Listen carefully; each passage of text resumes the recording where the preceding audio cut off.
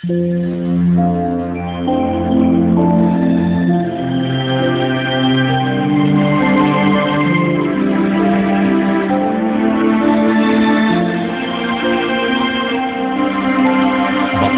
ang bumabasa at ang nangakikinig ng mga salita ng hula at tumutupad ng mga bagay na nasusulat doon, sapagkat ang panahoy malapit na.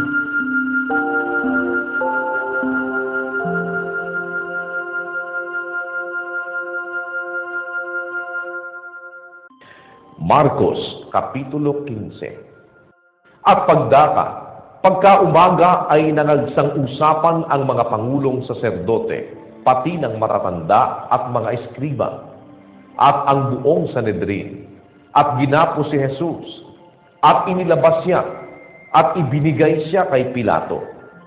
At itinanong sa kanya ni Pilato, "Ikaw baga ang hari ng mga Hudyo?" At pagsagot niya ay sinabi sa kanya, "Ikaw ang nagsasabi." At isinakdal siya sa maraming bagay ng mga pangulong saserdote. At muling tinanong siya ni Pilato na sinasabi, "Hindi ka sumasagot ng anuman. Tingnan mo kung gaano karaming bagay ang kanilang isinasakdal laban sa iyo." Datapwat si Jesus ay hindi na sumagot ng anuman, anupat nang gilala si Pilato. Sa kapistahan nga ay pinagkaugalian niya na pawalan sa kanila ang isang bilanggo na kanilang hingin sa kanya. At mayroong isa na kung tawagin ay Barrabas, na nagagapos na kasama ng nangaghimagsik, mga taong nagsipatay ng mga tao sa panghihimagsik. At nagsipanhik ang karamihan at nangagpasimulang hingin sa kanya na sa kanila'y gawin ang gaya ng sa kanila'y laging ginagawa. At sinagot sila ni Pilato na sinasabi, "Ibig ba ninyo na pawalan ko sa inyo ang hari ng mga Hudyo? Sapagkat natatalastas niya na sa kapanaghilian ay ibinigay siya ng mga pangulong saserdote. Datapwat inudyukan ng mga pangulong saserdote ang karamihan na si Barrabas na muna ang siyang pawalan sa kanila." At sumagot na muli si Pilato at sa kanila'y sinabi, "Ano nga ang aking gagawin sa inyong tinatawag na hari ng mga Hudyo?" At sila'y muling nagsigawan, "Ipako siya sa krus." At sinabi sa kanila ni Pilato, "Bakit? Anong masama ang kanyang ginawa?" Datapwat sila'y lalong nagsigawan, "Ipako siya sa krus." At sa pagkaibig ni Pilato na magbigay loob sa karamihan, ay pinawalan sa kanila si Barrabas at ibinigay si Jesus, pagkatapos na siya'y mahampas niya upang siya'y ipako sa krus. At dinala siya ng mga kawal sa looban na siyang pretoryo, at kanilang tinipon ang buong pulutong. At siya'y kanilang dinamta ng kulay ube, at nang makapagkamakama ng isang putong na tinik, ay ipinutong nila sa kanya. At nagpasimula silang siya'y batiin, "Aba, hari ng mga Hudyo!"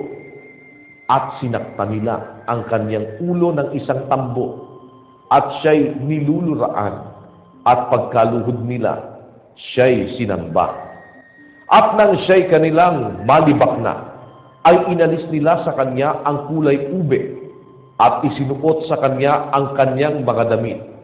At siya'y kanilang inilabas upang ipako siya sa krus. At kanilang pinilit ang isang nagdaraan, si Simon na taga Sirene, na ama ni Alejandro at ni Rufo, na nanggagaling sa bukid, upang sumama sa kanila, upang pasanin niya ang kanyang krus. At siya'y kanilang dinala sa dako ng Golgota, na kung liliwanagin ay ang dako ng bungo. At siya'y dinulutan nila ng alak na hinaluan ng mira, datapwat hindi niya tinanggap. At siya'y kanilang ipinako sa krus, at kanilang pinaghati-hatian ang kanyang mga damit, na kanilang pinagsapalaran kung alin ang dadalhin ng bawat isa. At ikatlo na ang oras, at siya'y kanilang ipinako sa krus. At ang pamagat ng pagkasakdal sa kanya ay isinulat sa ulunan, ang hari ng mga Hudyo, at ipinako sa krus na kasama niya ang 2 tulisan, isa sa kanyang kanan at isa sa kanyang kaliwa. At natupad ang kasulatan na nagsasabi, at siya'y ibinilang sa mga suwail, at siya'y inalipusta ng nagsisipagdaan na pinatatango-tango ang kanilang mga ulo, at sinasabi, ikaw na iginigiba mo ang templo, at sa 3 araw ay iyong itinatayo. Iyong iligtas ang sarili mo, at bumaba ka sa krus. Gayon din naman ang mga pangulong saserdote, pati ng mga eskriba. Siya'y minumura na nakagsasalitaan sila na sinasabi, nagligtas siya sa mga iba, sa kanyang sarili ay hindi makapagligtas.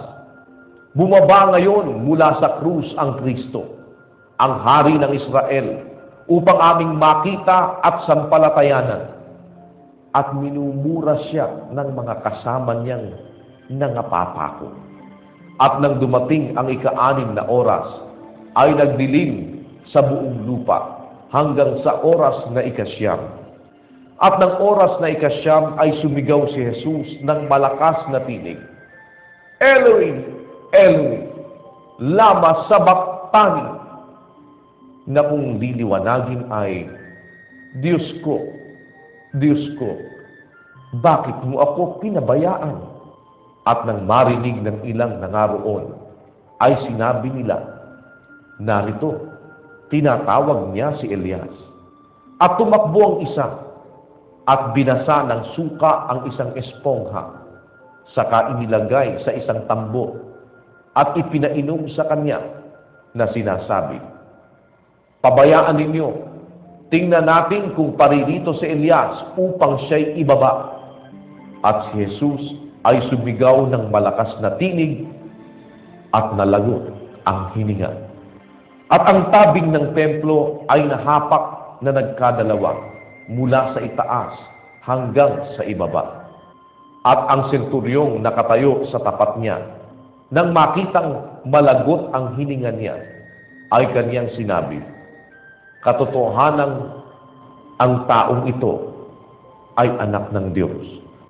At mayroon din namang mga babae na nagsisitanaw mula sa malayo, na sa mga yaoy nangaroon kapwa si Maria Magdalena at si Mariang ina ni Santiago na bata at ni Jose at si Salome, na nang siya'y nasa Galilea ay nagsisunod sila sa kanya, at siya'y pinaglilingkuran nila, at mga iba pang maraming babae na nagsiahong kasama niya sa Jerusalem.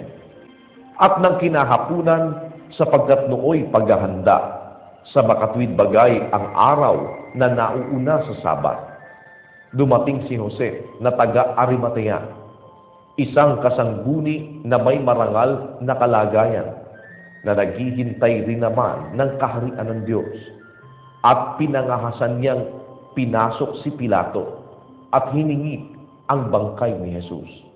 At nang gilala si Pilato kung siya'y patay na, at nang mapalapit niya sa kanya ang senturyon, ay itinanong niya sa kanya kung malaon ng patay. At nang matanto niya sa senturyon, ay ipinagkaloob niya ang bangkay kay Jose. At binili niya ang isang kayong lino, at pagkababa sa kanya sa krus, ay binalot siya ng kayong lino at inilagay siya sa isang libingan na hinukay sa isang bato. At iginulong niya ang isang bato hanggang sa pintuan ng libingan. At tinitingnan ni Maria Magdalena at ni Mariang ina ni Jose kung saan siya nalagay.